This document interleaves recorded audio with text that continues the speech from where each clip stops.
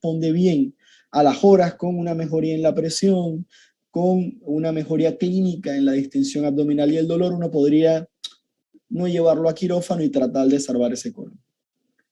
La otra indicación quirúrgica importante es la hemorragia masiva con inestabilidad hemodinámica.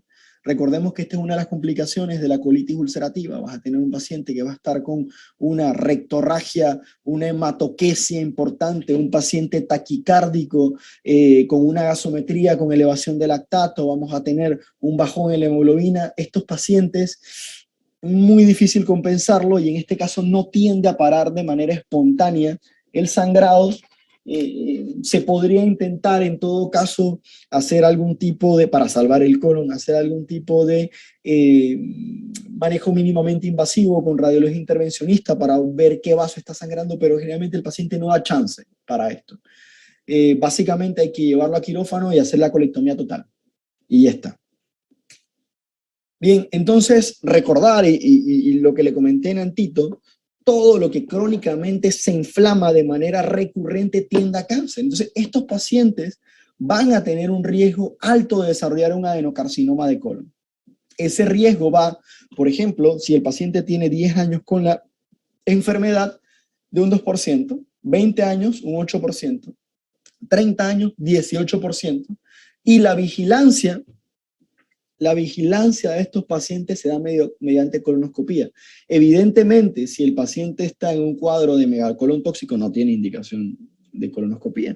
Pero cuando están los pacientes en remisión y están sin inflamación, se le hace colonoscopía control, en donde se hacen múltiples biopsias en aleatorio para encontrar algún punto en donde esté desarrollándose un adenocarcinoma.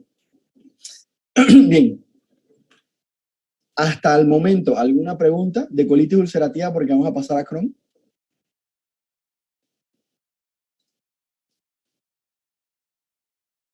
Ok, no hay preguntas. Vamos ahorita a enfermedad de Crohn, que es la segunda enfermedad grande en enfermedad inflamatoria intestinal. Otra vez, el cuadro es muy parecido, hay exacerbaciones y remisiones. A diferencia de la colitis ulcerativa, y esto presten mucha atención, esta afección no es solamente del colon y el recto, puede darse en cualquier parte del tracto digestivo, desde la boca hasta el ano, en cualquier parte. Evidentemente, hay más afección de colon y de ilion distal, pero ahorita vamos a ver esos porcentajes, pero puede pasar en cualquier parte del tracto digestivo. Otra diferencia importante con colitis ulcerativa es que la afectación no es solamente de mucosa, es una afectación de todo el espesor del colon, lo cual conduce a una serie de complicaciones diferentes, como por ejemplo una perforación y formación de fístulas. Y por ejemplo, cuando hay afección perianal o anal, abscesos anales complejos. El tratamiento quirúrgico, acá es muy difícil determinar exactamente qué hacer. Porque, a ver, por ejemplo, en el paciente con colitis ulcerativa, cuando le haces la resección del colon, generalmente estos pacientes tienden a mejorar y no tener más cuadros otra vez. Pero estos pacientes con enfermedad de Crohn no, porque si tú resecas un segmento que supuestamente está afectado, puede aparecer en cualquier otro lado. Entonces, estas resecciones quirúrgicas en enfermedad de Crohn hay que estudiarla muy bien. Generalmente está reservada solamente al paciente que está en shock séptico, hemodinámicamente inestable, con colecciones intraabdominales y perforaciones importantes con reguero de heces en cavidad abdominal. Entonces, ¿qué pasa? Estos procesos inflamatorios crónicos y formación de fístulas llevan a que se den cuadros de estenosis. Y, por ejemplo, lo que se hace cuando el paciente ya está en remisión y el paciente tiene cuadros suboclusivos o obstrucciones completas es que tendemos a hacer la cirugía para aliviar la estenosis. Se hace una incisión en dirección a la estenosis, pero se cierra el defecto de manera perpendicular a la incisión para que se abra el espacio estenosado. Evidentemente, esto es un cuadro súper difícil de manejar. Si a mí me preguntaran qué prefieres tener, colitis ulcerativa, enfermedad de Crohn, preferiría colitis ulcerativa. Estos pacientes tienden a tender a afecciones crónicas a nivel nutricional que inclusive dificulta la cicatrización tanto de las cirugías que se someten como de las fístulas que sufren y es un poquito enredado. Hay un tercer cuadro que está catalogado dentro de las enfermedades inflamatorias intestinales que no podemos ni catalogar como enfermedad de Crohn ni como colitis ulcerativa, como por ejemplo las colitis indeterminadas. Tienen mezcla de las dos. Los cuadros de remisión y exacerbación, hay veces que hay afección solamente de la mucosa, hay veces que hay afección completa de toda la pared del intestino, hay veces que a pesar de que solo hay afección de la mucosa, puede aparecer en otros lugares del tracto gastrointestinal no usuales en colitis ulcerativa, y uno no puede definir un diagnóstico específico. De todos los cuadros de enfermedad inflamatoria intestinal, estos corresponden a un 15%, así que tampoco es algo descartable. Las indicaciones quirúrgicas son similares a colitis ulcerativa, resistencia al tratamiento médico. Ahorita vamos a ver que también hay un tratamiento médico que uno utiliza para disminuir las exacerbaciones. Complicaciones del tratamiento médico, que ahorita vamos a ver que, por ejemplo, el uso de corticoides puede llevar a artritis séptica, inmunosupresión y otras afecciones. Y evidentemente el riesgo de adenocarcinoma, que generalmente está relacionado a la colitis ulcerativa y a los cuadros de remisión exacerbación de manera crónica. Bien. Los tratamientos no quirúrgicos tienen una serie de objetivos que son controlar los signos y síntomas de la enfermedad, mantener la enfermedad inactiva, que no se den cuadros de exacerbación, conseguir un estado nutricional y crecimiento y desarrollo adecuados. ¿Qué pasa? Estos pacientes, por tener estos cuadros durante la exacerbación, pasan periodos prolongados de desnutrición proteico-calórica, que los lleva a tener un estado nutricional que afecta a su enfermedad, los inmunosuprime, y en el caso de tener que recuperar, atrasa totalmente la recuperación, ya que no tienen bloques de albúmina para regenerarse, por ejemplo. Evitar lesiones intestinales, inflamación de la mucosa, mejorar la calidad de vida del paciente, prevenir la necesidad de cirugía, y hay múltiples. Están los salicilatos que disminuyen la inflamación de la mucosa, como la sulfasalacina y la mesasalacina. Evidentemente los antibióticos, ya vimos el ejemplo de la colitis ulcerativa con megacolon tóxico en el contexto que el paciente no esté en shock séptico y que esté en compromiso de vida, uno puede intentar con antibióticos para tratar de bajar la inflamación y la sepsis del paciente y no tener que operarlo. Evidentemente los corticosteroides, ya que disminuyen la inflamación global del paciente, inclusive otros síntomas extraintestinales. Y fármacos inmunosupresores como la atropina, la 6-mercaptopurina, la ciclosporina, el metotrexato, el infliximab y demás, y evidentemente la nutrición. La nutrición es uno de los pilares esenciales en estos pacientes. Estos pacientes requieren una cantidad de proteínas mayor a nosotros. ¿Por qué? Porque están en constante catabolismo. Y al estar en constante catabolismo requieren un aporte proteico mayor. Pero bueno, no vamos a ponernos a hablar de nutrición y demás, pero básicamente es uno de los pilares, ¿no? Acá un cuadro bastante sencillo acerca de las diferencias entre colitis ulcerosa y enfermedad de Crohn. Por ejemplo, la diarrea es un síntoma frecuente y común en ambas patologías. La fiebre se presenta en ambas patologías y comienza con el proceso inflamatorio intestinal. Evidentemente, la liberación de prostaglandinas y factores proinflamatorios inducen a fiebre.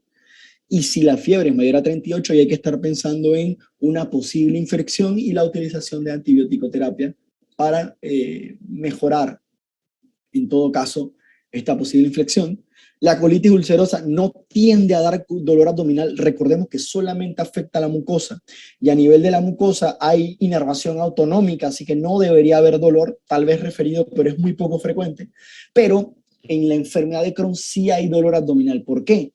Porque al perforarse todo el grosor de la pared intestinal, ya va a haber una afección del peritoneo parietal, y el peritoneo parietal sí tiene inervación somática, o sea que va a dar dolor en el sitio donde esté inflamado, donde lo toques. Sangre en heces es muy frecuente en la colitis ulcerativa, ya vimos que es una de las complicaciones que tiene indicación quirúrgica. Muy poco frecuente en enfermedad de Crohn, la sangre en heces es muy poco frecuente.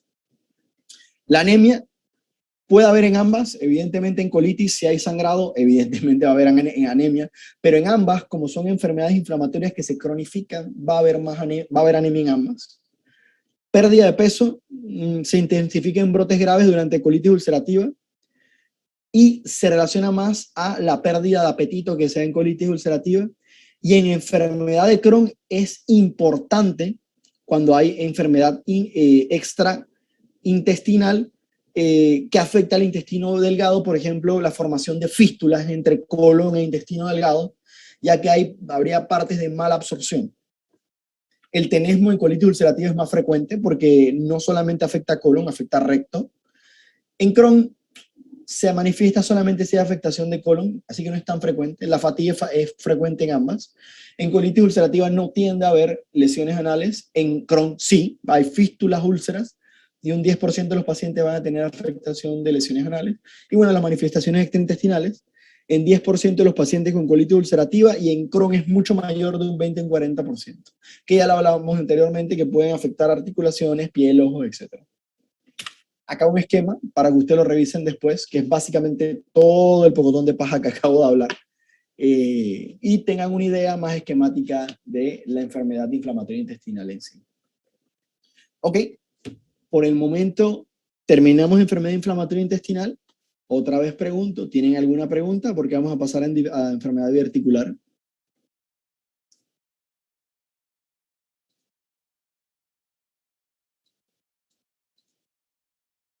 ¿Ok? Si no hay preguntas, seguimos. Bien, vamos a pasar a enfermedad diverticular. ¿Qué es esto del divertículo? Bueno, bien, básicamente la enfermedad diverticular es simplemente tener divertículos en el colon. Ya, más nada. La diverticulitis es otra cosa, el sangrado por divertículo es otra cosa, enfermedad diverticular es tener divertículos en el colon, punto. Estos no son divertículos verdaderos. En la próxima diapositiva vamos a ver la diferencia entre un divertículo verdadero y un divertículo falso. La enfermedad diverticular del colon se compone por pseudodivertículos, a pesar de que suene contradictorio, pero es así. Se estima que el 50% de la población va a tener diverticulosis, o sea, enfermedad diverticular a los 50 años. O sea, todos nosotros, si aquí ahorita estamos conectados 20 personas, yo dando la charla y ustedes también, 10 de nosotros va a tener diverticulosis a los 50 años y punto. Las causas son multifactoriales. Se le atribuye una gran carga a la parte nutricional, debido a que, como buen panameño, comemos una dieta muy baja en fibra, desayunamos, por ejemplo, hojaldre, carimañola, tortilla, no sé qué, frito, y nada de fibra vegetal. Y eso hace que las heces en el colon sean mucho más duras. Y recordemos que el sigmoides es la parte del colon más delgada, ¿verdad? Y al ser la parte más delgada del colon, al tener heces tan duras, es la que va a ejercer mayor presión sobre la pared, y la evidencia prueba esto, ya que la parte del colon con mayor cantidad de divertículos es el colon sigmoides. Así que sí, hay un componente de ingesta de fibra, o la falta de ingesta de fibra, que se correlaciona a eso. Así que una recomendación que uno le pudiese dar a todos nosotros desde ya es, si no queremos estar en ese 50% de la población, comamos abundante fibra y suplementémonos con fibra. Además de eso, también hay un componente que ya tiene que ver con la edad, ya que la pared del colon va perdiendo, por así decirlo, fuerza, ya que perdemos colágeno, vamos envejeciendo. Así que inclusive, cuidado, que consumiendo fibra podemos desarrollarlo. Pero bueno, básicamente esos son los dos componentes más importantes en la formación de los divertículos. ¿Y por qué se forman los divertículos? Y acá otra vez la importancia de ver la clase anatómica. Recordemos que el colon tiene una capa circunferencial muscular y la longitudinal se acumula en tenias. Y en esos puntos en donde hay tenias no salen divertículos. Los divertículos salen en las porciones en donde en la submucosa el vaso que lleva la irrigación entra, ahí se rompe la continuidad del músculo circular, y en ese punto, al haber aumento de presión, ¡pum!, surge el divertículo con el tiempo. Es por eso que este es un pseudodivertículo. ¿Por qué? Porque no tiene todas las capas de la pared del colon. Sería en todo caso solamente la mucosa, tendría parte de donde entra el vaso, tendría la serosa y ya está. La parte muscular no la compone, ¿verdad? Y parte de la submucosa tampoco la va a tener. Por eso es un pseudodivertículo. Esto es más que nada como, a ver, le hago un ejemplo. Recuerden, no sé si el que juega fútbol, cuando uno juega fútbol en la calle, eventualmente el balón de fútbol hace un huevo. Bueno, el huevo ese no es de toda la pared del balón de fútbol, el huevo viene del globo de hule que está dentro de la bola que está lleno de aire. Bueno, eso es un pseudo divertículo. Hay divertículos verdaderos, como por ejemplo el divertículo de Meckel, que sí tiene todas las capas, pero en este caso, no. La enfermedad diverticular del colon está compuesta por pseudodivertículos, y se lo digo por qué, porque esto es una de las preguntas capciosas que hacen en los exámenes. Y es importante que lo conozcan, porque explica la fisiopatología, la patología de todo esto y ya está. Entonces, ya hablando de complicaciones de la enfermedad diverticular, está la diverticulitis, súper famosa. Básicamente es un cuadro de inflamación e infección de un divertículo. ¿Por qué pasa? Bueno, pasa porque al ya estar formado el divertículo, las heces al pasar pueden tapar la base del divertículo y se da una fisiopatología muy parecida a la fisiopatología que se da en la apendicitis. ¿Por qué? Porque como ese pseudodivertículo tiene mucosa y tú lo tapas, la mucosa va a seguir produciendo moco y ese moco se va a acumular y ese moco acumulándose va a aumentar la presión del pseudodivertículo y esa presión va a primero parar el drenaje linfático, lo cual causa edema, aumentando la presión, luego va a parar el drenaje venoso, aumentando la presión y eventualmente causa un problema a nivel de la irrigación, causando isquemia, y esa isquemia puede causar microperforaciones o perforaciones, y esas perforaciones hacen que las bacterias que están en el colon pasen a la cavidad abdominal y se dé la diverticulitis. De todas las personas, de este 50% de personas que habíamos hablado que van a hacer enfermedad diverticular, de un 10 a un 25% van a presentar diverticulitis durante su vida y ya está. Generalmente es un solo episodio y nunca se vuelve a repetir, pero hay pacientes que le repiten y hay que saber qué hacer en esos casos. Básicamente, bajo la fisiopatología que le acabo de mencionar, puede haber una diverticulitis sin complicaciones, o sea que simplemente se infecte el divertículo, que no se perfore y ya está. O una diverticulitis complicada, que es ya lo que mencioné, isquemia, microperforación o macroperforación y pase de heces a cavidad, formación de abscesos, colecciones, etc. Vamos primero con la diverticulitis sin complicaciones, que es la que van a ver en el cuarto de urgencia y pueden manejar inclusive de manera ambulatoria. La clínica es básica, es un dolor a nivel de fosa ilíaca izquierda. Recordemos que el sitio más común de divertículos es a nivel del colon sigmoides, así que generalmente va a ser un dolor en fosa ilíaca izquierda.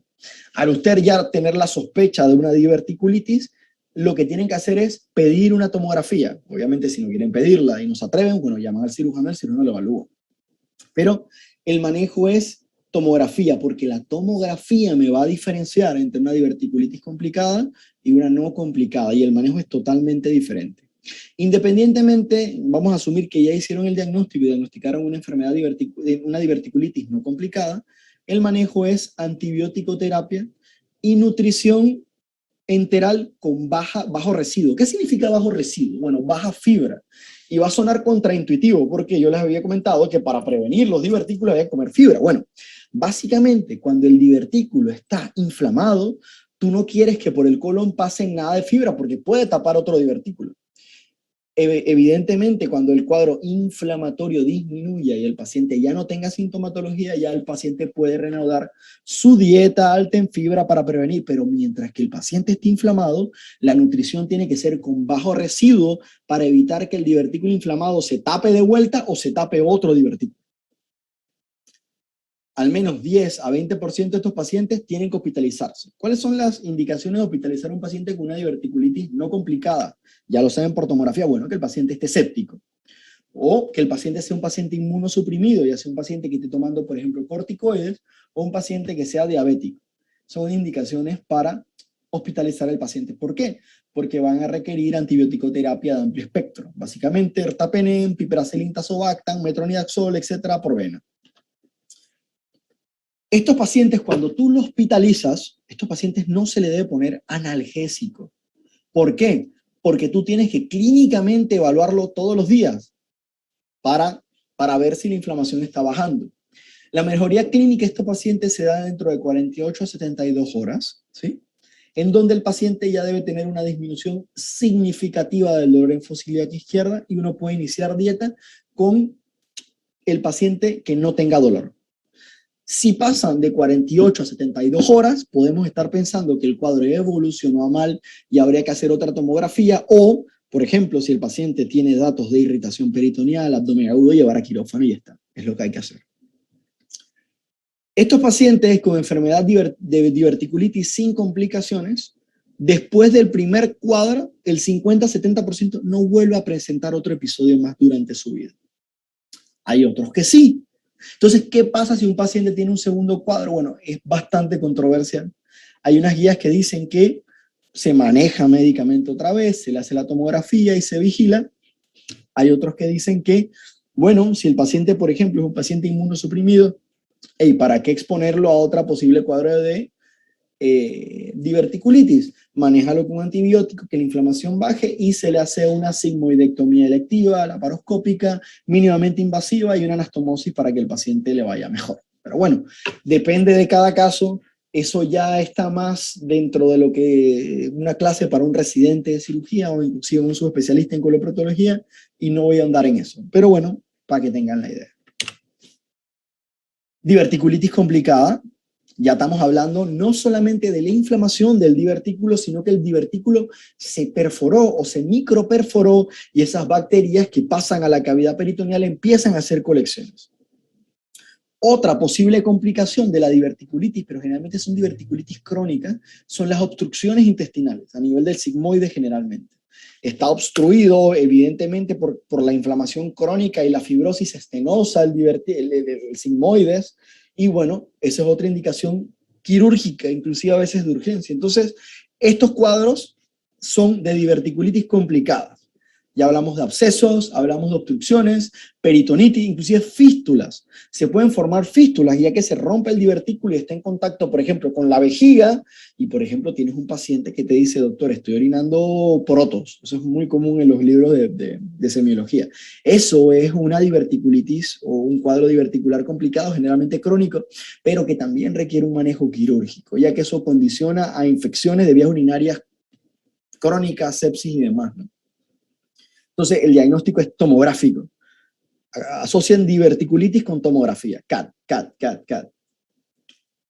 El manejo del paciente depende evidentemente de la tomografía, de la disponibilidad en la institución de drenaje percutáneo, ya que vamos a ver ahorita una clasificación que se llama clasificación de Hinchey, en donde uno de los manejos puede ser mínimamente invasivo con un drenaje percutáneo que lo hace radiología intervencionista, no hay que operar al paciente. Los pacientes con fístulas sin datos de sepsis pueden ser estudiados, claro. Tú los hospitalizas, los estudias, haces por ejemplo, tu mapa de la fístula, de dónde a dónde va, y los programas de manera electiva para hacer una cirugía en donde puedas reconstruir en el mismo tiempo, inclusive, la continuidad del tracto intestinal y que el paciente no se vaya a la casa con una colostomía. La clasificación de Hinchey es una clasificación que me ayuda a tomar decisiones basados en la tomografía. Hay una clasificación de Hinchey clásica que va de 1 a 4, en donde la primera sería un flegmón pericólico, un absceso muy pequeño que está localizado en el sigmoides. Generalmente esto podría manejarse fácilmente en una diverticulitis no complicada. La clase 2 ya tiene un absceso no localizado en el sigmoides, sino que se encuentra en la región pélvica, ¿verdad? El grado 3 ya tiene una peritonitis purulenta generalizada, eso ya es una indicación de operar al paciente. Y la 4 es que ya hay salida de esa cavidad y tiene una peritonitis fecaloidea, es una indicación quirúrgica de urgencia. La Hinchey modificada me parece la mejor y la que utilizamos más en la actualidad, ya que diferencia el grado 1 en 2 grados, básicamente en una diverticulitis no complicada sin ningún tipo de acceso, solamente la inflamación, una 2B que tienes un pequeño absceso localizado en el divertículo de menos de 5 centímetros y ya 2, 3 y 4 que son iguales a la clasificación clásica de Hinchey. Esto para que lo sepan, no tienen que sabérselo en mi opinión de memoria, pero que sepan que existe y que nos sirve para tomar decisiones en el manejo del paciente a nivel quirúrgico. Bien, Enfermedad diverticular, ahora vamos a hablar de hemorragia. Recordemos de que cuando se forma el pseudodivertículo y pasa parte de la irrigación al pseudodivertículo, cualquiera de esos puntos, como es más débil, se puede romper. Y al romperse, por erosión, por diversas causas, causa hemorragia. Generalmente esta hemorragia diverticular se da en pacientes con edad avanzada que tienen ya angiodisplasia, y a pesar de que hay múltiples formas de estudiar de dónde viene el sangrado, por ejemplo la tomografía axial computarizada con contraste o estudios de marcaje en medicina nuclear, o por ejemplo la colonoscopia, a veces es difícil ubicar el sitio de sangrado. Lo bueno de esto es que primero, el 80% para de manera espontánea. No es que el paciente está con una hematoquesia o un sangrado digestivo bajo y usted llaman, por favor, gastroenterólogo, ven a hacer una colonoscopia. No, eso no sirve, porque no van a ver nada. Lo que van a ver es, primero, el colon no va a estar preparado, un montón de pupú y un montón de sangre, y no van a saber dónde está el sangrado. Estos pacientes se le maneja generalmente con transfusiones de ser necesaria, monitorización de signos vitales. Hay que dejarlos evidentemente en reposo intestinal, y el 80% paran solito, y cuando para el sangrado entonces se le prepara el colon bien y se lleva a colonoscopia y se busca el sitio. Evidentemente, si el paciente está hemodinámicamente inestable, está chocado, hay que llevar a salón de operaciones. Y generalmente estos pacientes terminan en una colectomía total porque uno no sabe exactamente dónde sangra. Ahora, también si está estable y uno puede hacer ciertos estudios, uno podría hacer una tomografía que te puede decir cuál es el sitio de sangrado y luego llevar a quirófano. O, por ejemplo, por medio de radiología intervencionista se lleva al paciente a hemodinámica y se trata de embolizar el vaso que específicamente está causando el sangrado. Pero esto depende del paciente, de cómo esté hemodinámicamente. Y bueno, espero que cuando estén en las rotaciones puedan ver un caso así. Es un caso bien dinámico, a mí me gusta mucho esto. Y bueno, básicamente eso, ¿no? Así que con esto ya terminamos lo que es diverticulosis, diverticulitis, hemorragia por divertículos. Hasta el momento, ¿alguna pregunta? Yo sé que esta charla es un poco más tediosa, pero falta su poquito. Así que si tiene algún apunte, alguna duda, de algo que no he entendido bien, este es el momento para preguntar.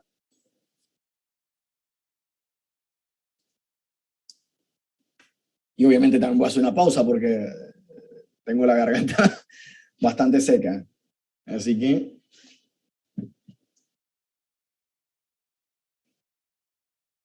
¿Nadie tiene preguntas?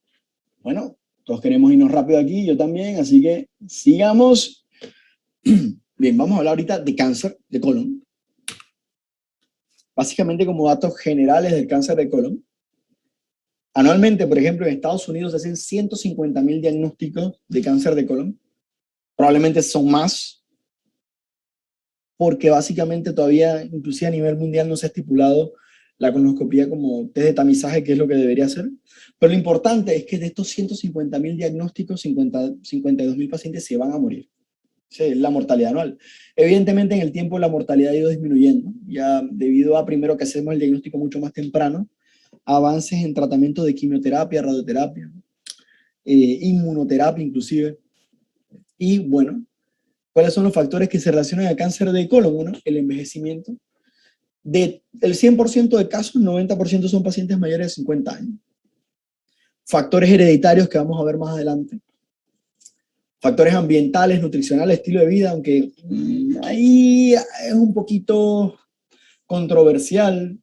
Realmente cuando uno revisa los metaanálisis y ve, por ejemplo, el riesgo, los odds ratio, y si tienen validez estadística. Por ejemplo, uno de los mitos que hay, no, que que la carne roja, es los vegetarianos brutos, disculpe si hay un vegetariano, pero bueno, vamos a debatir después. Dicen, no, que la carne roja causa cáncer. La data no es concluyente, no hay evidencia estadísticamente significativa que valide eso. Lo que sí parece haber una tendencia es que el consumo de fibra y de una dieta balanceada con vegetales sí puede ser un factor protector. Los estilos de vida, evidentemente, los pacientes que fuman tienen un potencial mayor de desarrollar cáncer de colon. El tabaquismo, bueno, ya lo acabo de decir, la exposición a radiación también se puede correlacionar con cáncer de colon. En fin, básicamente la fisiopatología de la formación del cáncer de colon es lo que se llama el ciclo hiperplasia adenoma carcinoma, en donde el 70% de todos estos cánceres comienzan como un pólipo, que no es más que una displasia, y al haber una modificación genética de ciertos genes que regulan cuando hay daños a nivel del epitelio, se empiezan a perder ciertos factores, como por ejemplo el P53, que es una proteína que induce apoptosis en células que tienen mutaciones, y eso lleva eventualmente que el pólipo se convierta en un adenocarcinoma, y ese adenocarcinoma empieza a invadir la submucosa, la muscular, la serosa, y bueno, haga metástasis eventualmente. De todos los cánceres colorectales, el 80% aparece de manera esporádica, asociada generalmente a la edad, pero sí hay un 20% que se divide entre cánceres hereditarios, que vamos a ver ahorita, que son ciertas patologías hereditarias que van un 5 o un 10%, y otro que sigue el mismo patrón, displasia, adenoma, carcinoma, pero se correlaciona a la familia, a que tú tengas antecedentes en tu familia de que alguien tuvo cáncer. Bien. Dentro de los hereditarios podemos clasificarlos como 4, la poliposis adenomatosa familiar, también se le conoce como FAP-FAP en inglés, por los siglas en inglés, la poliposis adenomatosa familiar atenuada, que tiene ciertas características del PAF original, pero no es tan, van a ver ahorita por qué se dice atenuada, mejor que vean las imágenes. El cáncer polipósico no hereditario, síndrome de Lynch, y el cáncer colorectal familiar, que vamos a ver ahorita también. Bien, la FAP, la poliposis adenomatosa familiar, es el 1% de los adenocarcinomas colorectales. La mutación se da a nivel de un gen que se llama APC, que se encuentra en el cromosoma 5. Los pacientes desarrollan en la colonoscopía, uno mete el colonoscopio y uno ve cientos a miles de pólipos. Y generalmente estos pólipos aparecen luego de la pubertad y tienen un riesgo de cáncer colorectal tan alto que se dice que si este paciente llega a los 50 años con colon, el 100% va a tener cáncer colorectal. Pero igual, no necesariamente hay diferentes tipos de mutaciones, no todos desarrollan la enfermedad de esa manera, así que uno le da continuidad a estos pacientes. La recomendación es hacerle colonoscopia anual desde los 10 hasta los 24 años, anualmente una colonoscopia, desde los 24 a 34 años cada 2 años, y de los 34 a 44 dentro de cada 3 a 5 años. Y si alguno de los pólipos que uno ve que tiene algún tipo de característica maligna, uno le hace la biopsia, ese pólipo, el resultado es positivo por adeno-CA, hay que hacer una colectomía total, evidentemente. Casi todos estos pacientes terminan en colectomía total, eventualmente. Es una patología absurdamente cara. Imagínense tener que pagar una colonoscopía todos los años, la evaluación por el coloproctólogo y luego la colectomía. Una enfermedad un poco cara, ¿no? La poliposis adenomatosa familiar atenuada, a diferencia de encontrarnos de cientos a miles de pólipos en la colonoscopía, generalmente la cantidad de pólipos va de 10 a 100. Ahí vemos que son menos cantidad. Hay una variante de la mutación APC, pero en los extremos del cromosoma 3 y también el 5, acá recordemos el anterior en el cromosoma 5 solamente. Y el carcinoma tiende a desarrollarse más tarde que en la PAF, recordemos que a los 50 años ya casi el 100% tiene cáncer colorectal, acá no es tan así. Y se recomienda la colonoscopía de los 3 a 15 años, cada 4 años y luego hasta los 28 años. El síndrome de Lynch, que es otra causa de cáncer colorectal, no solamente causa cáncer de colon, se asocia a un montón de cánceres, cáncer de estómago, cáncer de páncreas, cáncer de vías urinarias, próstata, etc. Entonces, en mujeres también en ovario y útero. Entonces, hay que tener un control de estos pacientes muy multidisciplinario y básicamente la incidencia va de 1 a un 3%, a diferencia del PAF, que el error era a nivel de el cromosoma 5. Aquí hay un error en la vía de replicación, en la reparación desigual de los cromosomas. Esta vía de replicación se llama RER, hay un error ahí. El problema cromosómico se hereda de manera autosómica dominante, o sea que, por ejemplo, si uno de tus dos padres lo tiene, lo vas a tener también, y ya está. El cáncer o cualquiera de estos cánceres se desarrolla temprano entre 40 y 50 años, y el 70% de todos los que tengan este síndrome van a desarrollar cáncer colorectal. Es una incidencia alta, alta. Es una patología de caro manejo y no se lo deseo a nadie.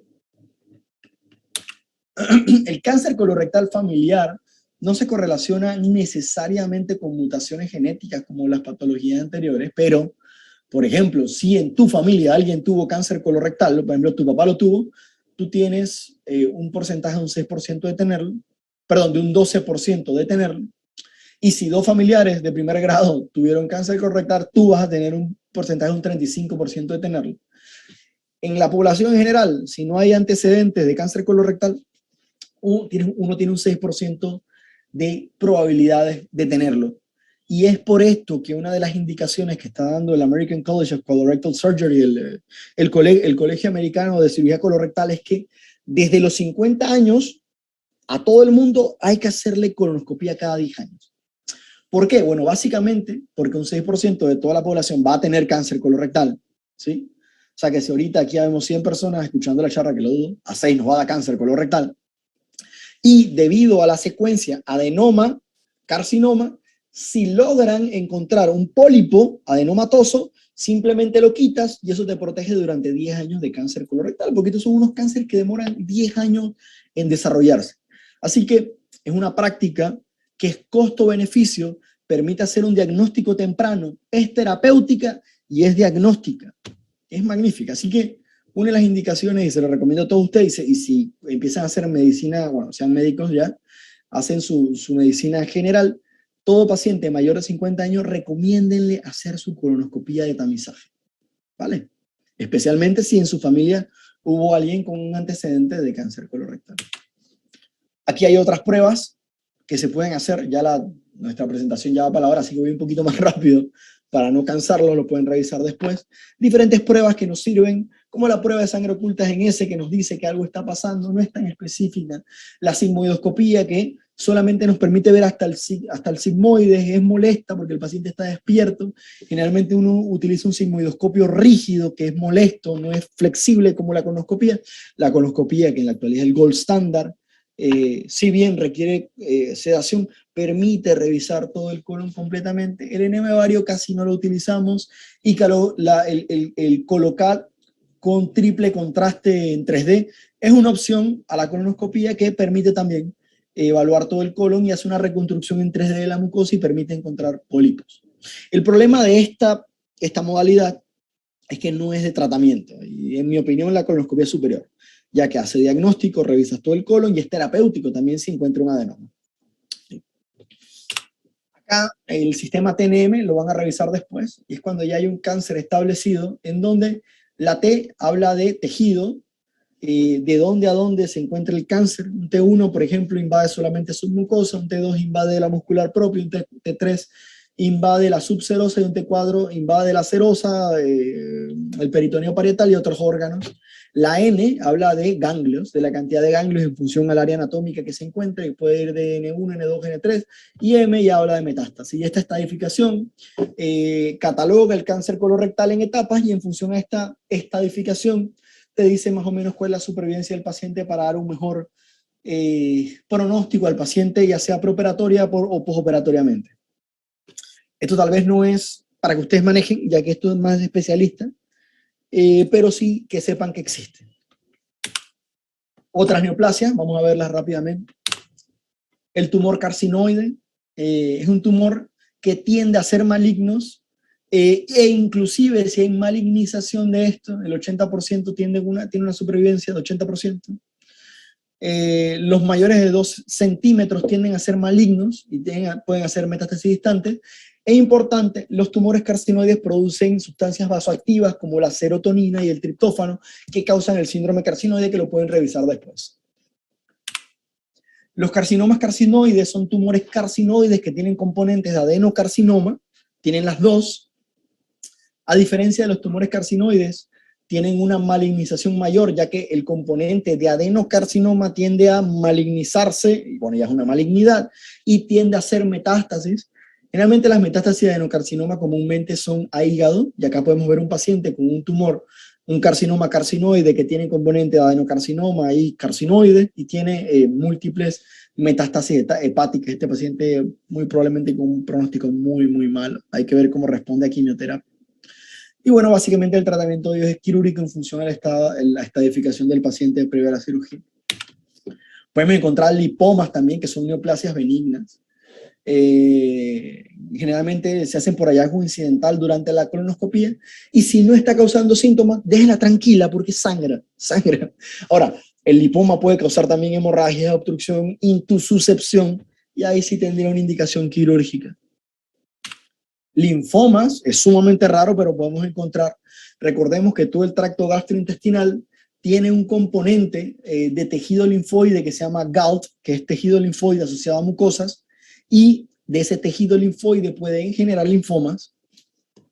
La manifestación más común son obstrucción y hemorragias, y el tratamiento es quirúrgico, pero obviamente si hay obstrucción o hemorragia, pero si no hay esto, se puede dar quimioterapia adyuvante y ver cómo el paciente va respondiendo. Leiomiomas y leiomiosarcomas, que son tumores benignos, en el caso del leiomioma, de la muscular de la mucosa o de la circunferencial o la longitudinal. Y en el caso del leiomiosarcoma ya sería maligno, ¿no? Es sumamente raro, puede causar obstrucción, puede causar hemorragias, y la malignización del tumor generalmente se hace el diagnóstico por medio de biopsia y ya hacer una indicación quirúrgica de resección. A nivel del conducto anal, rápidamente es importante, y recordemos otra vez la parte de anatomía, recordemos que la irrigación y el drenaje del recto depende del sitio anatómico, y la línea dentada o la línea pectínea era el sitio que determinaba el drenaje, si iba hacia la mesentérica inferior, y por debajo de esta iba hacia los oblicuos internos, y iba a través de las hemorroidales. Entonces, básicamente, si hay una afectación del margen anal proximal a la línea dentada o distal a la línea dentada, el manejo es diferente. Hay múltiples cánceres que no voy a ponerme a explayar de explicarlo, como la neoplasia intraepitelial, que es la enfermedad de Bowen, que se correlaciona a VPH, al virus de papiloma humano, generalmente los tipos 16 y 18, y siempre cuando uno vea enfermedad de Bowen, hay que descartar HIV. ¿Por qué? Porque tú podrías tener VPH anal, no importa, pero generalmente el trigger es una exacerbación del HIV, hay una inmunosupresión, empiezan a generarse estas lesiones por VPH y ya está. Así que importante descartar HIV. El tratamiento es el control del HIV del paciente. Puede hablarse de una resección de esta tumoración y ablación. El carcinoma epidermoide, que es un tumor lento, se presenta con una masa anal y su tratamiento es resección local. El carcinoma verrugoso, este es sumamente, si ponen tumor de Buschke-Lowenstein en Google van a verlo. También se da en pacientes inmunosuprimidos por VIH. Es un crecimiento de condiloma combinado que es muy agresivo. No presenta metástasis, no tiende a presentarla, y no se diferencia clínicamente del carcinoma epidermoide. El diagnóstico se da luego de hacer la resección, el patólogo te dice cuál es cuál, ¿no? Carcinoma de células basales es similar al carcinoma de células basales de cualquier parte del cuerpo. El tratamiento es resección local. El adenocarcinoma, generalmente, si es por debajo de la línea dentada, recordemos que el epitelio es diferente. Aquí no vamos a tener células secretoras, generalmente es porque hubo una tumoración en recto que emigró y se implantó abajo, y eso explicaría un adenocarcinoma por debajo de la línea dentada. Y bueno, finalmente el melanoma, que generalmente se da por debajo de la línea dentada a nivel del margen anal, donde está el mismo ano, la piel del ano. Sumamente raro, menos de 1% de todas estas tumoraciones, y a pesar de la resección tienen muy mal pronóstico. Otros padecimientos importantes, el prolapso rectal, que es la salida completa circunferencial del espesor del recto a través del ano, en donde puede haber un prolapso total, como el que ven en la imagen, o solamente un prolapso de la mucosa, que sería un equivalente de una intususcepción interna. El prolapso rectal es más común en mujeres que en varones, una proporción de 6:1, y evidentemente a mayor edad, más probabilidad de prolapso. Ya hablamos que con la edad se pierde colágeno y los tejidos pierden su integridad. Hay múltiples modalidades de manejo quirúrgico. Es un tema más complejo, depende del tipo de prolapso, si es total, si es parcial, si es solamente de la mucosa, y realmente entrar en eso es ya de subespecialista. Otro padecimiento importante del vólulo que deben saber diagnosticar como médicos generales, que no es más que la torsión de un segmento completo del colon. Y recordemos que hay básicamente dos porciones del colon que son intraperitoneales y que son móviles, que son el sigmoides y el colon transverso. El colon ascendente, si bien es retroperitoneal, sí tiene una pequeña porción en el ciego y en la válvula ileocecal que es medio intraperitoneal y también tiende a volvularse. O sea que pueden haber vólvulos de colon sigmoide en su mayoría un 90% y otro pequeño porcentaje de un 10% de transverso y ciego. ¿Qué pasa con esto? Imagínense un globo de un payaso, te lo doblan, ¿no? Queda aire atrapado adentro y eso causa que haya una obstrucción intestinal. Ese segmento que está doblado, recuerden que tiene mucosa y la mucosa produce moco y ese moco se va acumulando y se va inflando y se va inflando y se va inflando, lo cual causa, recordemos de vuelta lo que le expliqué, disminución del drenaje linfático causando edema, disminución del drenaje venoso causando aún más edema y eventualmente una falta de perfusión arterial, lo cual causa isquemia y perforación. Entonces, la clínica de estos pacientes va a depender de en qué etapa ellos llegan, ¿vale?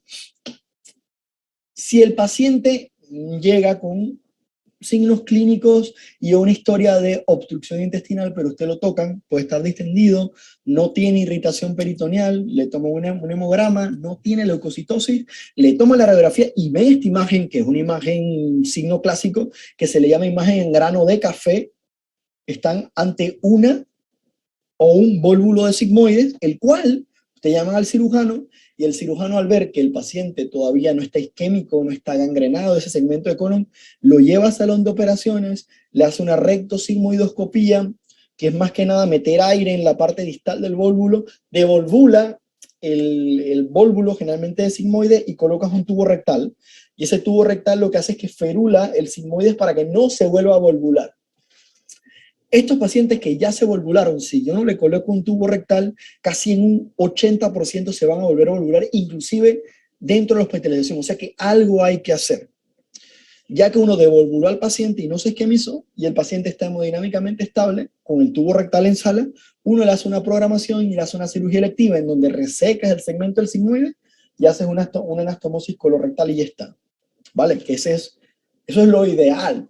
Pero ¿qué pasa? Generalmente llegan al cuarto de urgencia, sí, llegan al cuarto de urgencia distendidos, con abdomen agudo, taquicárdicos, taquipnéicos, en shock séptico, el hemograma con 20.000 blancos, una procalcitonina arriba de 2, estos pacientes no son candidatos a devolvulación.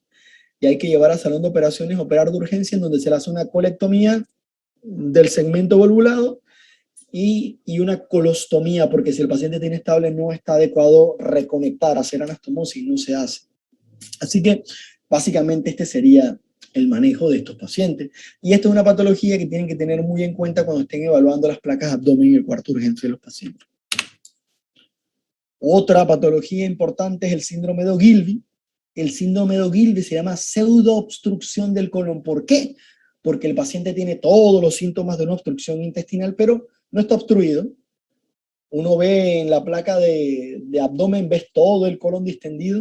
En estos pacientes le hace una tomografía porque estás pensando, hey, este man tiene un tumor de recto, tiene un tumor de sigmoides, tiene una adherencia. Y cuando le hace la tomografía, intestino delgado puede estar un poco dilatado, el colon todo dilatado, pero no hay una obstrucción distal ni nada que explique por qué está tapado el colon. Esto se llama síndrome de Ogilvy y la fisiopatología se asocia a un problema de inervación autosómica, ya sea de los plexos de Auerbach y Meichner, que tienen una inervación propia del colon, o la inervación parasimpática que viene por nervios parasimpáticos del colon. ¿Y por qué se da esto? Bueno, no se sabe exactamente. Generalmente se da en pacientes que están críticamente enfermos, se va a ver mucho en pacientes en cuidados intensivos. Este paciente, vamos a decir ahorita que estamos en COVID, un paciente con COVID que tiene 20 días en intensivo y de repente empieza distensión abdominal y le empiezan a tomar placa abdomen, está todo extendido. Estos pacientes los pueden hacer. O pacientes que están inmunosuprimidos con diabetes, VIH, pacientes también que están utilizando narcóticos tipo opioides. Recordamos que los opioides causan hilio y también causan problemas a nivel de la inervación parasimpática del colon, lo cual causa una parálisis de la peristalsis y explicaría este colon, ¿no? Entonces, estos pacientes, ¿cómo los manejamos? Bueno, hay dos modalidades de manejo. La primera y la indicada es hacer colonoscopía descompresiva. Uno mete un colonoscopio y a través del colonoscopio uno pone la succión y descomprime el aire del colon. Y generalmente estas descompresiones se hacen una vez al día. Estos pacientes eventualmente responden y mejoran. La otra es el uso de neostigmina.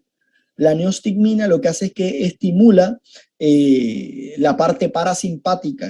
Es un agonista colinérgico, el cual causa peristalsis en el colon y permite que el paciente, por medio de peristalsis colónica, evacúe el gas. Así que básicamente esto es lo que es el síndrome de Ogilvy y por eso se llama pseudoobstrucción del colon y es una patología que hay que saber también diagnosticar y manejar de manera adecuada. Hay muchos otros padecimientos. Ya vamos para la hora. Voy a terminar con hemorroides, pero hay más. Creo que no es tan importante que los conozcan, como por ejemplo las fisuras anales o por ejemplo los abscesos perianales, que me parece que es más de manejo especialista, pero la hemorroide es mucho más común. Así que vamos con hemorroides y terminamos. En la anatomía normal del recto, bueno, ya del mismo ano, tenemos unos cojinetes de tejido submucoso que contienen venúlas, arteriolas y músculo liso. Y la función de estos cojinetes es proteger el ano y el esfínter de las heces cuando bajan para que no, por así decirlo, raspen. Entonces, ¿qué pasa? Cuando uno, por ejemplo, come comida muy baja en fibra y hace aumentos de presión abdominal muy fuertes, estas vénulas se tapan, ¿verdad? Y se disminuye el drenaje venoso y se empieza a acumular sangre. Y al acumularse sangre, esto hace que crezcan las vénulas y se forman las hemorroides patológicas, porque todos tenemos hemorroides, pero no todos tenemos hemorroides patológicas. Hay dos tipos de hemorroides. Hay hemorroides internas que se encuentran por encima de la línea pectínea y hemorroides externas que se encuentran por debajo de la línea pectínea. Las hemorroides externas no se clasifican, pero por ejemplo las internas sí se clasifican en 4 grados. Grado 1 es que se mantiene a nivel de la línea pectínea. Grado 2 es que ya está por debajo de la línea pectínea de que tanto ha crecido. Grado 3 es que es visible al examen físico, ya la puedes ver, está ahí mismo en el ano. Y grado 4 se encuentra completamente prolapsada. Entonces, las grado 3 y grado 4 tienen una indicación quirúrgica. Estos pacientes habría que llevarlos a hacer una anoscopía y resecar. Hay múltiples formas de resecar, pero resecar estas hemorroides. Pero la grado 1 y grado 2 se pueden manejar de manera médica. Hay múltiples cremas antihemorroidales, pero ellas no tienden a hacer el manejo ni el control. ¿Cuál es el manejo y control de estos pacientes? Básicamente, la dieta. Son pacientes que tienen una dieta muy baja en fibra, con poca agua, y simplemente el cambio de dieta mejoran estas hemorroides grado 1 y grado 2. Con respecto a las hemorroides externas, hay veces que esas hemorroides externas se encuentran a tensión, son sumamente dolorosas, y el manejo de estas es facilito. Lo pueden hacer en el cuarto de urgencia. Un bisturí, le abren un huequito y lo drenan y ya está. Ese sería el manejo. Así que bueno, básicamente esa sería la presentación que teníamos el día de hoy. Hay muchas otras patologías, pero me parece que son un poco muy específicas para el nivel que están manejando ustedes. No creo que en el examen le hagan pregunta de eso, pero igual las revisan, se encuentran, todo lo que le he comentado se encuentra en el capítulo 29 del Schwartz. Cualquier duda que tengan de las 2 clases que hemos dado, a la orden. La doctora que está coordinando la programación de las clases tiene mi número, me pueden chatear con total confianza y cualquier cosa a la orden. Si no hay ninguna duda de la clase que acabo de dar y lo que acabo de explicar, Creo que terminamos y ya está. Así que le agradezco a todos y suerte en su próximo examen. Muchas gracias, Chao. doctor. Vale, a la orden.